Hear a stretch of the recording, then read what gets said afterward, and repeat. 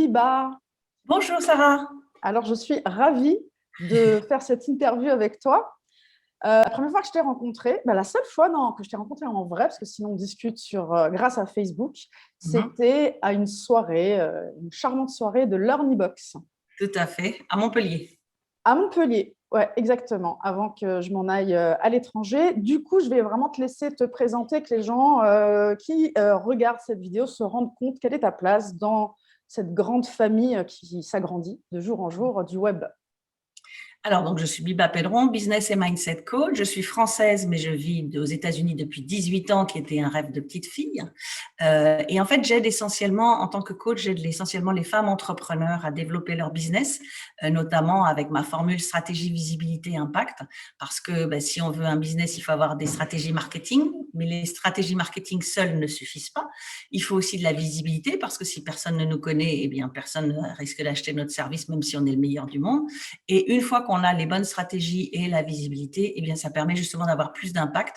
Et c'est vrai qu'en général, beaucoup d'entrepreneurs ont lancé leur business pour aider les autres d'une façon ou d'une autre avec leur expertise. Et donc, plus on a la stratégie, la visibilité, plus on a d'impact sur son marché, qui est a priori son rêve, le rêve de tout le monde, de pouvoir aider les autres.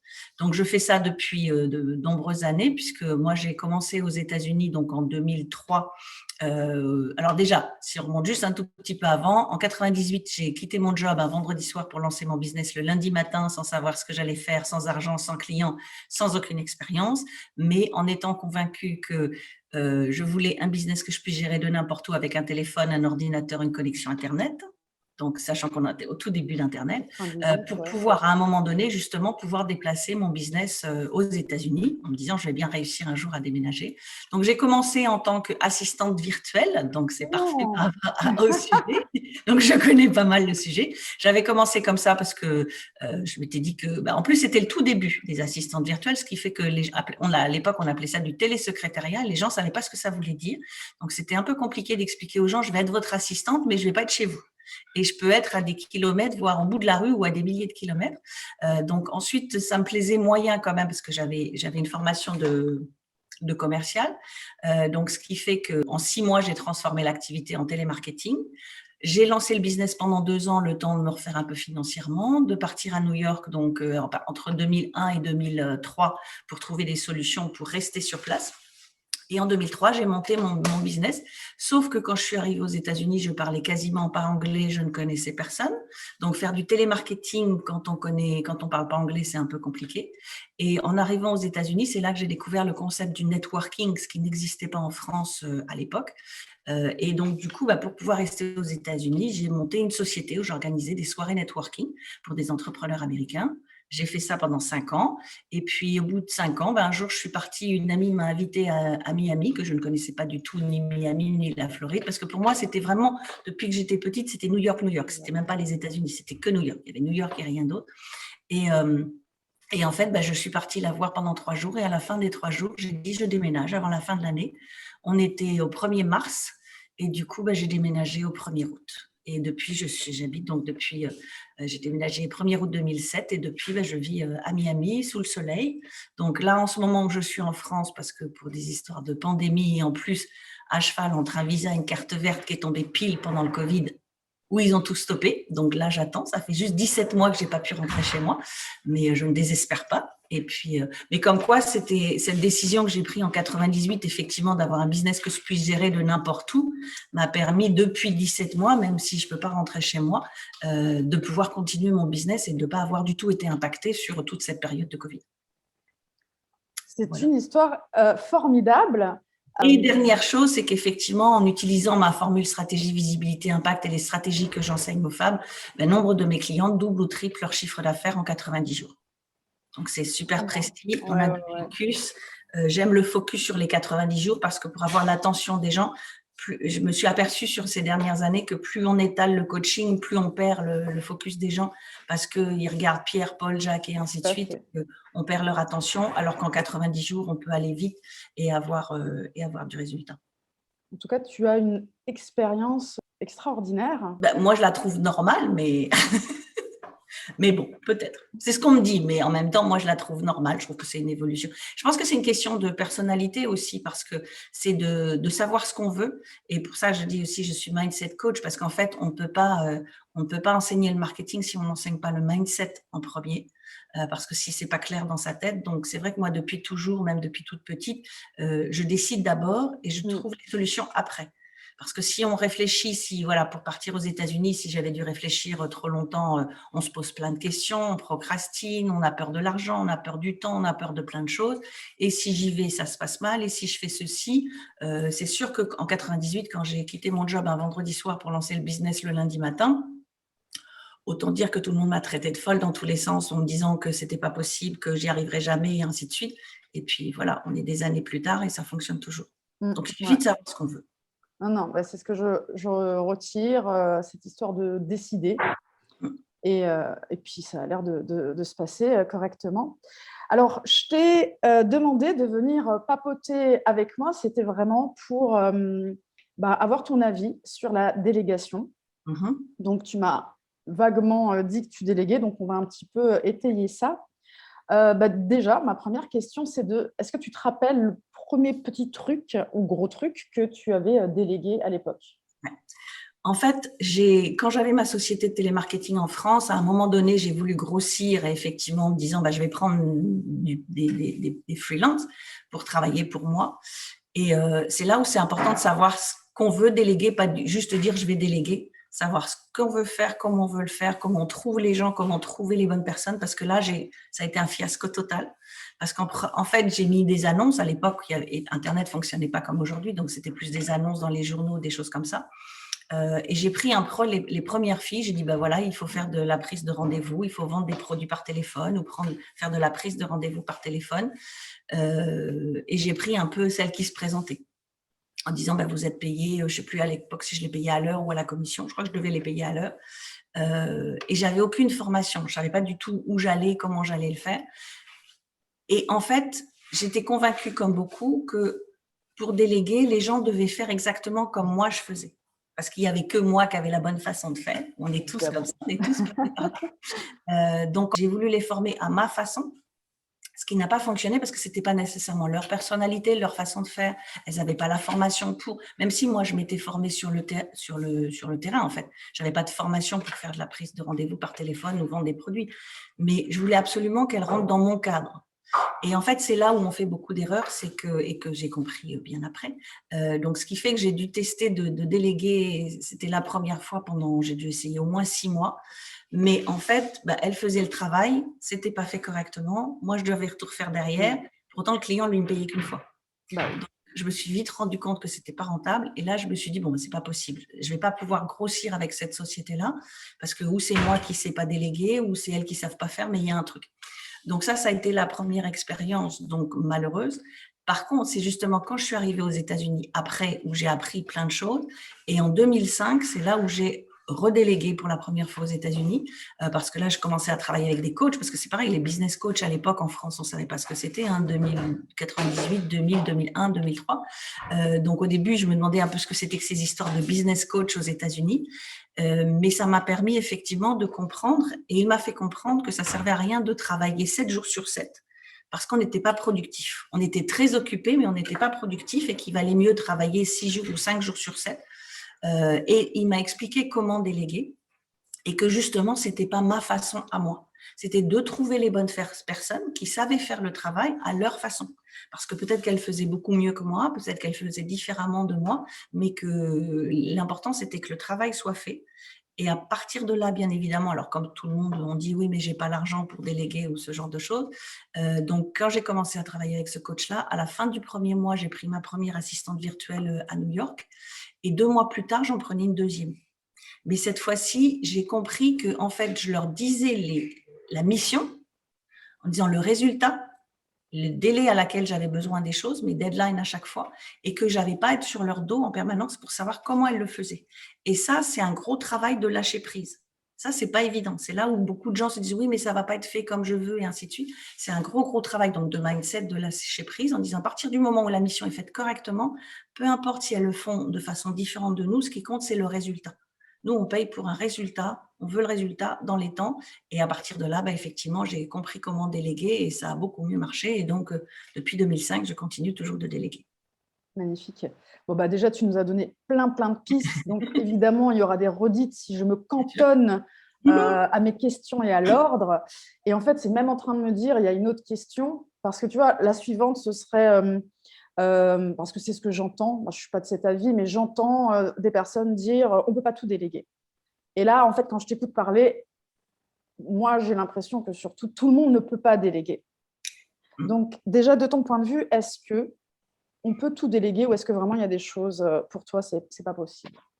Alors, pour moi, ce que je conseille à mes clientes, c'est on délègue tout ce qui n'est pas productif.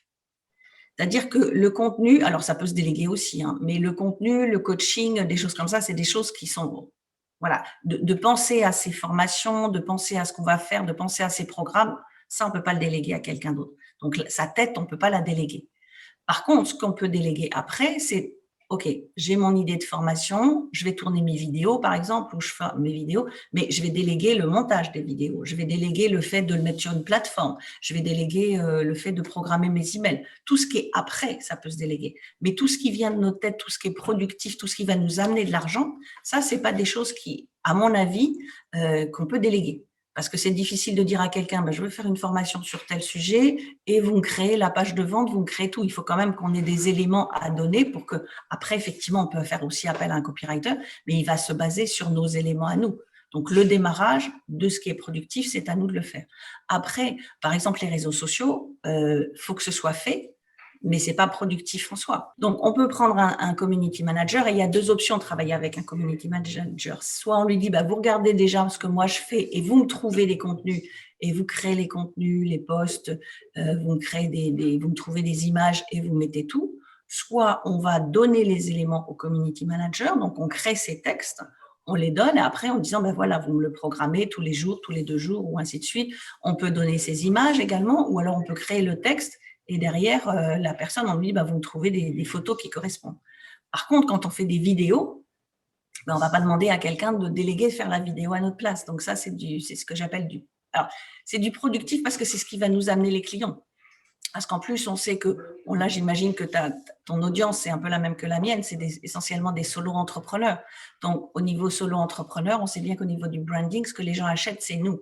C'est pas le service, c'est pas les produits, c'est nous. Donc, on est bien obligé à un moment donné d'être devant la caméra. Par contre, on fait sa vidéo et après, on va déléguer. Donc, il y a toujours une partie où c'est nous d'abord pour la partie productive, contenu et autres, et après, on délègue. Par contre, moi, il y a une chose que je ne délègue pas et que je n'ai jamais déléguée, c'est effectivement, alors certains pourront dire que ce n'est pas une bonne chose, mais déléguer les emails, la communication directe avec les gens. Ça, moi, je ne la délègue pas, tout simplement parce que je dis toujours à mes clients, quand il y a quelque chose que vous n'aimez pas qu'on vous fasse à vous en tant que client, ne le faites pas à vos clients. Et je me suis rendu compte que même aux États-Unis depuis très longtemps, quand je contacte une de mes coachs, que je tombe sur une assistante qui me dit « Ah attendez, je vais aller lui demander, je reviens vers vous », je ne supporte pas ça. Parce qu'il faut attendre 3 jours, il faut attendre X temps, ça prend, c'est pas réactif. Donc, ce qui fait que la communication des emails avec les gens, ça a toujours été moi. Parce que je ne supporte pas, moi, d'attendre.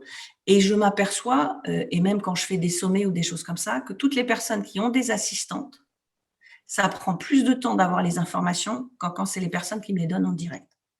Donc, l'assistante, c'est bien, mais il y a un tel décalage, on a un décalage de plusieurs jours qui fait que moi qui n'ai pas de patience, je n'aime pas le fait d'être obligée d'attendre, donc je ne veux pas faire attendre les gens. Donc, mes clientes, par exemple, savent pertinemment que les réponses, si elles me posent des questions, en général, tout ce qui est coaching individuel ou journée VIP, c'est coaching illimité, elles savent qu'elles me posent une question, qu'elles auront la réponse sous 48 heures maximum.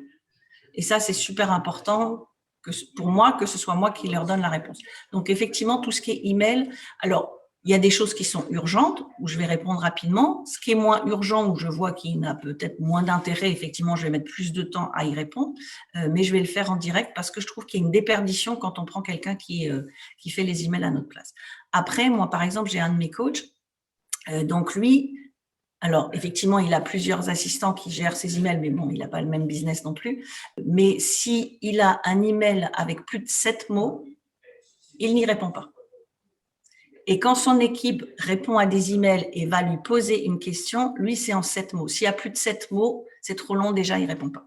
Donc, c'est encore c'est une façon plus loin de pousser la délégation.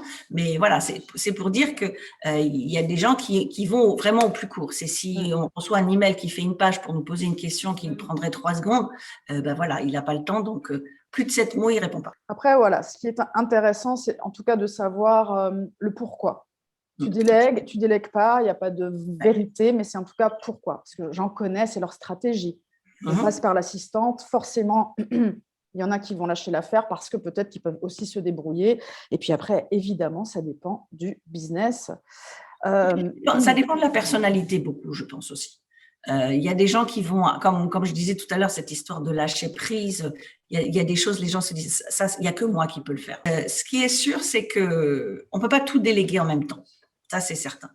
Quand les gens vont prendre la décision de déléguer, il faut qu'ils sachent c'est quoi la priorité. C'est pour ça que moi, je donne toujours un exercice à faire à mes clientes, c'est pendant une semaine, vous notez tout ce que vous faites, l'heure à laquelle vous commencez, l'heure à laquelle vous finissez, et vous allez noter toutes les distractions, vous le mettez, c'est-à-dire que quelqu'un rentre dans la pièce, vous allez chercher un verre, vous allez aux toilettes ou quoi que ce soit.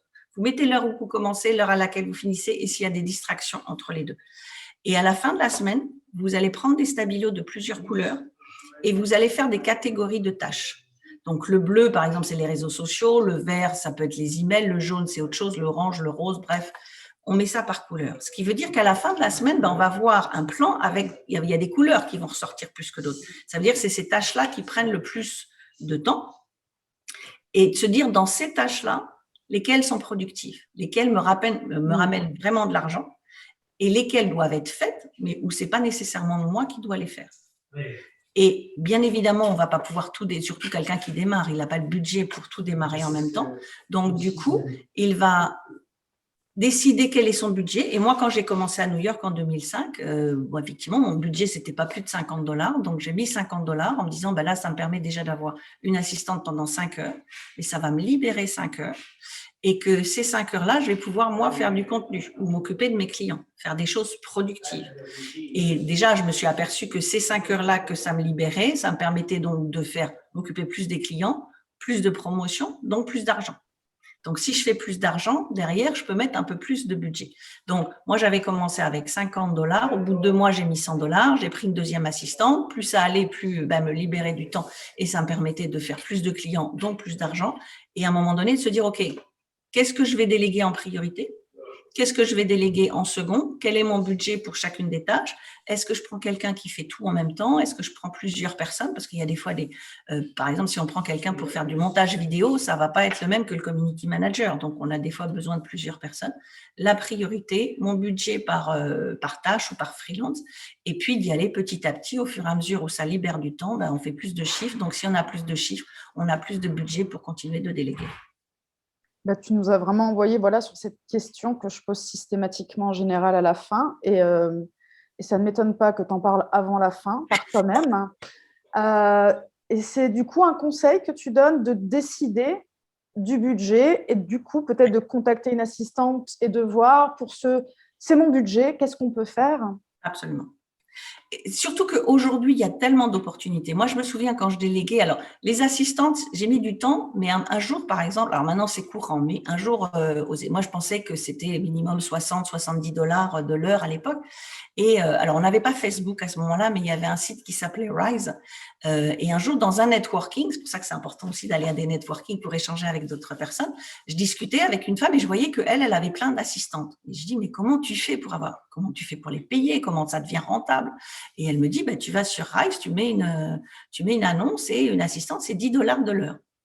Et là, ça m'a ouvert tout un champ de possibilités parce que je ne pensais pas du tout. Et il y a beaucoup de gens aussi qui pensent que ça coûte cher de déléguer. C'est pour ça qu'ils ne le font pas. Et comme moi qui disais, je n'ai pas les moyens, j'ai pas les moyens. Donc, c'est pour ça, à partir du moment où effectivement, elle m'a dit ça, donc depuis, on a des sites comme Fiverr, comme 5 euros, comme Odesk et ainsi de suite. Mais à l'époque, ça n'existait pas encore. Donc là, ça m'a permis de trouver une assistante donc, à $10 de l'heure. Et puis de me dire, ben voilà, ça, il y a cette première partie. Donc moi, en l'occurrence, les premières choses que j'avais déléguées aux États-Unis, c'était de corriger mes textes parce que mon anglais n'était pas terrible à l'écrit, donc corriger ma grammaire. Et donc ça me libérait déjà énormément. Donc j'ai dit, ben voilà, c'est $50 pour telle personne. Après, j'ai pris une autre assistante pour autre chose. Et je me suis dit, mon budget avec elle, ça va être encore, par exemple, $50 par mois. Pour d'autres, il y a d'autres freelance, des choses qu'on a besoin de déléguer, mais c'est pas en continu. On parlait de montage vidéo, c'est pas des choses qu'on fait en permanence. Donc, le montage vidéo, on a besoin de gens de façon plus ponctuelle. À moins d'être un YouTuber ou de faire des vidéos tous les jours, on a besoin de quelqu'un à plein temps. Mais pareil, il y a d'autres moyens comme de prendre des stagiaires, ce qu'on appelle aussi un internship. Quand on prend des jeunes qui sont à l'université ou à l'école, qui ont besoin de crédit, je crois qu'on a droit à 2 mois sans les payer ou quelque chose comme ça. Donc, en fait, ce qu'il faut aussi, c'est savoir être ouvert aux possibilités. Déléguer, c'est pas toujours de l'argent. Et je me souviens que ce coach en 2005 m'avait ouvert aussi un peu l'esprit à ça en disant, vous pouvez aussi, dans un premier temps, si vous n'avez pas le budget, échanger vos services avec d'autres personnes. Donc, il y en a une qui pouvait me corriger, par exemple, et puis moi, j'allais faire autre chose. Moi, j'étais bonne sur autre chose. Donc, c'est pas toujours penser à l'argent, c'est trouver des solutions de qu'est-ce que je peux faire. Mais c'est pour ça que c'est important de savoir qu'est-ce que je délègue. Et qu'est-ce que je délègue en premier? Qu'est-ce que je donne? Qu'est-ce que j'échange? Qu'est-ce que je paye? Et petit à petit, mon budget, obligatoirement, ça me libère du temps. J'ai plus de clients, plus d'argent. Donc, j'ai plus de possibilités de déléguer encore, déléguer d'autres choses. Et c'est vrai qu'aujourd'hui, à part mes emails que je délègue pas, la majorité des choses, elles sont déléguées. Et aussi important de ne pas avoir peur, et ça c'est grâce à Tim Ferriss dans son livre La semaine de 4 jours, que ça m'a réouvert plein de choses aussi. C'est lui qui, la première phase, j'avais entendu parler de Odesk, qui est devenu Upwork depuis, de déléguer à des gens qui sont au bout du monde. Parce que ça, il y a des gens qui disent « Ah oui, non, mais moi, mon assistante, il faut qu'elle soit dans la même ville, il faut qu'on se voit toutes les semaines, il faut qu'on se retrouve régulièrement. » Bon, il y en a qui ont besoin de ça. Moi, alors j'aime pas appeler ça des assistants, mais j'ai des freelances avec qui je travaille depuis pratiquement 10 ans. Je ne les ai jamais vus. On ne s'est jamais parlé. Même Skype, même Zoom, jamais. Et tout a toujours été fait au travers d'emails. Il y a un gars au Sénégal, ça fait des années, c'est lui qui me sous-titre en anglais mes vidéos quand j'ai besoin. J'ai ma designer qui est grecque justement, qui me fait tous mes visuels depuis plus de 8 ans.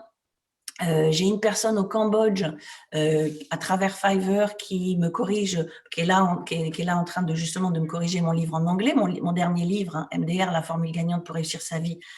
Donc, je l'ai fait en français, je l'ai fait traduire. Maintenant, elle est en train de faire la correction. Ça fait plus de 8 ans aussi que je travaille avec elle. On sait, mais jamais parlé. Et il y a beaucoup de gens qui trouvent ça étonnant. Donc, soit effectivement, moi, du coup, suis arrivée à ce point de lâcher prise. Voilà, je lui donne le travail. D'abord, quand on travaille avec des gens depuis plus de 8 ans, c'est que ça doit aller. Donc, je lui donne le travail, je lui donne ma date limite, voilà ce qui est à faire. Ma designer, c'est pareil. Moi, je suis très mauvaise sur tout ce qui est visuel, même avoir l'idée de ce que je veux. Donc, des fois, je lui dis, tiens, j'aime bien ça ou j'aime bien ça. Ou des fois, je lui dis, tiens, je veux ça, mais moi, ta magie. Voilà, c'est ma phrase. Tu me mets ta magie, tu fais ton truc. Et au bout de 8 ans, elle me connaît tellement qu'elle sait exactement mon style, ma façon de faire, ce que j'aime pas. Bon, des fois, elle me donne 2-3 options. Je dis, je préfère celle-là. Ou là, dernièrement, elle m'a fait un design. Je dis, tu as fait 2 images, mais je voudrais une combinaison des 2 ou des choses comme ça. Donc, c'est à quel point on va faire confiance aussi aux gens. Parce que moi, ce qu'elles me font, je ne sais pas le faire. Donc, elles le font beaucoup mieux que moi. Elles le font beaucoup plus vite que moi. Si je devais le faire, ça me prendrait du temps que je n'aurais pas avec mes clients. Pareil, beaucoup de gens sont surpris en disant « Oui, mais les codes de mon site Internet, je ne veux pas les donner, c'est secret. » Moi, sur les 15 dernières années, je dois avoir plus d'une quarantaine de personnes qui ont eu les codes de mes blogs. J'en ai eu au Pakistan, en Inde, au Canada, aux États-Unis, au Maroc, à Marrakech, à Madagascar ou je ne sais plus où. Si on a peur et si on ne fait pas confiance aux gens, il peut arriver des problèmes. Moi, j'ai jamais eu de problème. Et même quand je finis de travailler avec eux, des fois, je pense même pas à supprimer leur accès. Et là, dernièrement, j'avais un nouveau webmaster. Il me dit, c'est quoi tous ces gens Je dis, il y en a certains, je me souviens même plus parce que c'était il y a tellement longtemps. Il me dit, on peut pas les supprimer. Je dis, si, certainement. Mais voilà, ça ne m'a jamais posé de problème et personne n'est venu faire n'importe quoi sur mes blogs, même s'ils avaient accès. Donc, c'est aussi de savoir faire confiance aux gens, même s'ils sont à distance, même s'ils sont à des milliers de kilomètres. L'important, c'est quelle est leur expertise, qu'est-ce qu'ils savent faire qu'on ne sait pas faire. Qu'est-ce qu'ils vont faire plus vite que nous, qu'on va prendre un temps fou, et qu'est-ce qui va nous libérer du temps. C'est sûr qu'il y a certaines personnes, comment dire, tu sens que les premières choses qui leur viennent, c'est tous les oui, mais, voilà, RGPD, oui, mais je ne veux pas si, oui, mais on ne sait jamais, oui, mais si elle est mauvaise, oui, mais si elle me vole mes idées. Bon, Voilà. on travaille seul alors. Voilà, c'est ça. C'est que si on commence avec toutes ces interrogations qu'on ne fait pas confiance, on ne peut pas travailler librement avec les gens. Moi, je me suis aperçue que depuis que j'ai enfin compris que je leur dis, voilà ce que je veux. Alors, ce qui est important, c'est ça, c'est que quand on commence à déléguer, c'est de savoir. Alors, on ne peut pas toujours savoir à qui on va déléguer. Donc, la première chose, on va demander autour de soi. Est-ce que tu ne connais pas une assistante, un community manager, quelqu'un qui peut me faire mes vidéos, les éditer ou quoi que ce soit? Donc, on demande autour de soi. Si on ne trouve pas, justement, maintenant, on a cette chance d'avoir des sites comme 5 € en français, Fiverr en anglais, et il y en a plein d'autres, c'est de ne pas donner une mission trop grande. On teste les gens sur une petite mission, sur 3-4 jours ou sur une petite mission d'une semaine. Si ça se passe bien, de voir comment les gens communiquent. Est-ce qu'ils communiquent rapidement? Est-ce qu'ils sont réactifs? Est-ce qu'ils font ce qu'on leur demande ou est-ce qu'il faut le répéter 4 fois? On fait un test et puis si ça se passe bien, effectivement, on va continuer avec cette personne. Je parlais de ma designer en Grèce à l'époque, parce qu'au tout début, quand je faisais faire, par exemple, une couverture e-book, avant tous ces sites-là, ça me coûtait 100 $ une couverture en 3D. Quand on sait qu'aujourd'hui, ça coûte 5 $ ou 5 €, effectivement, quand ça coûtait 100 $, il fallait que je réfléchisse. J'en fais pas 50. Aujourd'hui, moi, quand je lui donne des choses à faire maintenant, je lui demande même pas le prix à l'avance. Voilà, on fait, puis à la fin, elle me donne sa facture. Mais comment je l'ai trouvé? C'est que je suis allée sur Fiverr, j'avais besoin justement d'une couverture de l'e-book en 3D. J'ai pris 3 personnes à 5 € ou à 5 $, c'est pas bien compliqué. J'en ai pris 3. J'ai pris celle qui me donnait des trucs qui me plaisaient plus, qui était la plus réactive et ainsi de suite. Puis j'ai continué avec elle. Et puis la preuve, ça se passe bien, c'est que ça fait plus de 8 ans qu'on bosse ensemble. C'est vrai que du côté de Fais du Web, c'est ce qu'on essaye de faire maintenant systématiquement, que le premier mois, ce soit vraiment un mois dont la seule grande intention, c'est déjà d'apprendre à se connaître, d'apprendre à travailler ensemble, que chacune des 2 personnes aide l'autre à l'aider. Absolument. Voilà. Et après, le mois 2, là, ça y est, on se lève les manches et on commence à être productif. Mais l'idée, c'est quand même de poser les bases saines d'une relation qui dure. Sinon, c'est sûr que c'est compliqué. Là, c'est de l'énergie. Si chaque fois, il faut chercher d'autres personnes. Voilà, parce qu'à chaque fois, il faut reformer des gens, donc c'est compliqué, on perd du temps aussi. Et ce qui est important aussi, c'est d'avoir, et ça, c'était autre chose que j'avais appris dans le livre de Michael Berger, The Emish Innovated ou Remiss quelque chose, où en fait, il explique que même en tant que solo-entrepreneur, comment on monte son business comme si on était Starbucks. C'est-à-dire qu'au début, voilà, on a plein de bulles pour savoir qui fait quoi. Donc, au début, notre nom, il occupe toutes les bulles. Et puis, à un moment donné, il y a l'assistante, il y a le community manager, il y a ceci, on va mettre des noms. Et c'est de faire un genre de classeur où, en fait, on fait des fiches de ce qu'on fait, comment on le fait, qu'est-ce que l'on veut véritablement. Ce qui fait que les premières fois, on va expliquer précisément.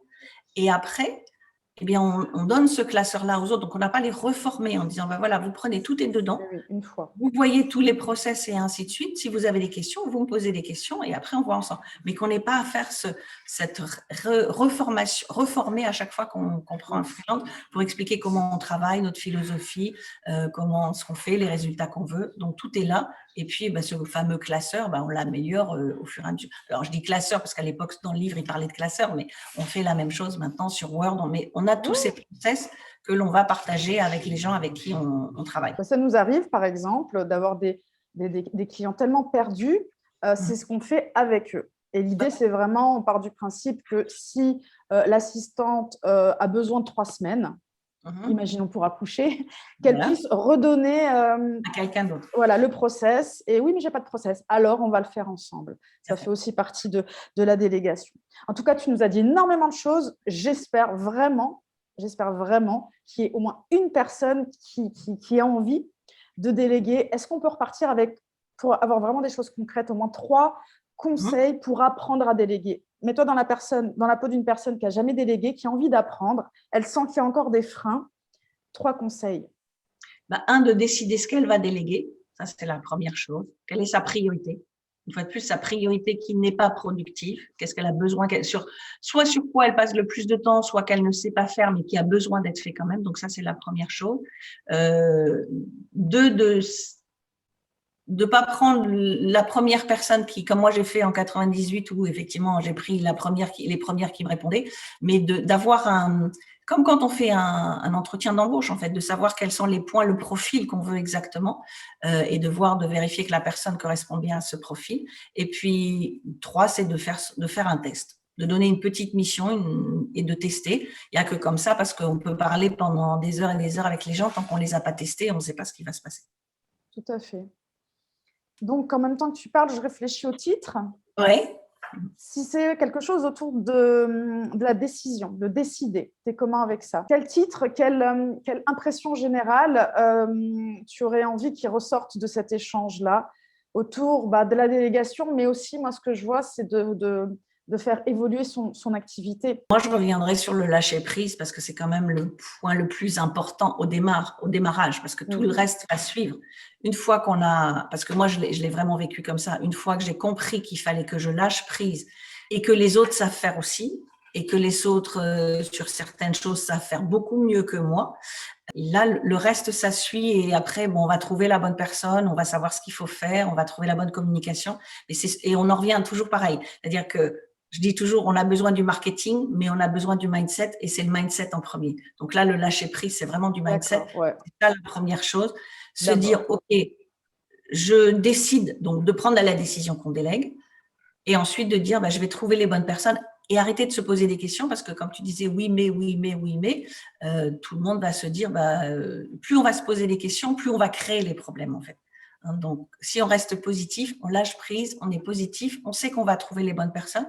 Et si on est convaincu qu'on va trouver les bonnes personnes, on va les trouver. Il arrivera sur le nom, moi je ne sais plus combien de freelances j'ai pu utiliser depuis plus de 15 ans, mais s'il y en a je ne sais pas, je ne pourrais même pas dire avec combien j'ai travaillé, mais s'il y en a peut-être 4, 5 où il y a eu des problèmes, un jour, j'ai pris une community manager pour gérer mon site en anglais. Donc, j'avais vu sur Odesk que elle avait l'air pas mal et ainsi de suite. J'ai fait un test d'1 semaine, sauf que très rapidement, alors très vite, je me suis aperçue qu'elle postait partout dans plein de groupes. Je dis, elle est efficace, c'est bien. Sauf qu'à un moment donné, j'ai regardé là où elle postait. J'ai vu qu'elle postait essentiellement dans des sites qui ne correspondaient pas à ma cible, essentiellement sur du MLM, alors que je lui avais dit, ce n'est pas du tout le MLM. Et un jour, j'ai retrouvé un de mes posts au-dessus ou en dessous, je ne sais plus, d'une vidéo porno. Donc là, j'ai dit, on va arrêter tout de suite. Donc, j'ai tout bloqué. Là, pour le coup, je lui ai retiré l'accès à ma page Facebook. Et c'était le 4e jour. Et elle me dit, mais je ne comprends pas, je ne peux plus rien faire ce matin. Non, c'est bon. OK, je vous ai payé la semaine. On va se mettre là. Donc, le tout, c'est d'être réactif aussi. Et je dirais aussi, une erreur à éviter, parce que ça, je l'ai fait aussi à un moment donné, c'est que j'avais plein de freelance. Donc, ça veut dire beaucoup de temps pour connecter. Donc là, par contre, oui, j'avais pris une assistante pour gérer. Je travaillais sur un projet où j'avais besoin de beaucoup de monde. Donc, une assistante qui gérait tout le monde. Et l'erreur, donc il faut savoir lâcher prise, mais à un moment donné, il faut quand même avoir le contrôle sur ce qui est fait. Donc, ce n'est pas de vérifier tous les jours ce qui est fait, mais c'est de vérifier une fois de temps en temps que ça va dans le sens que l'on veut pour ne pas réagir au bout de 3 mois ou plus, que les choses, elles sont parties un peu dans tous les sens et qu'on ne contrôle plus rien. Et là, ça devient un gros problème parce que là, il faut tout récupérer, il faut changer d'équipe.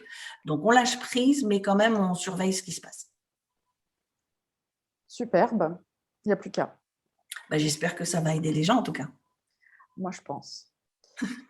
Une actu, où est-ce qu'on peut te trouver? Tu parles d'un livre. Oui, donc moi, j'avais sorti mon livre en septembre dernier qui s'appelle donc MDR, la formule gagnante pour réussir sa vie, sachant que dans ce cas, MDR, ce n'est pas mort de rire, comme beaucoup de gens pourraient croire, mais c'est motivation plus détermination égale la réalisation de tous vos projets ou de tous vos rêves. Donc, le sous-titre, c'est la chance n'existe pas, elle se crée. Donc, effectivement, rien n'est impossible. Vous pouvez tout faire, même si ça peut vous paraître un peu énorme au démarrage, mais tout peut être fait à partir du moment où on sait ce qu'on veut et comment on veut le faire. Donc ça, le livre existe. On peut le trouver sur mon site ou on peut le trouver sur Amazon. Et là, on est en train de finaliser la version anglaise qui va sortir mi-septembre sur le marché anglophone. Superbe.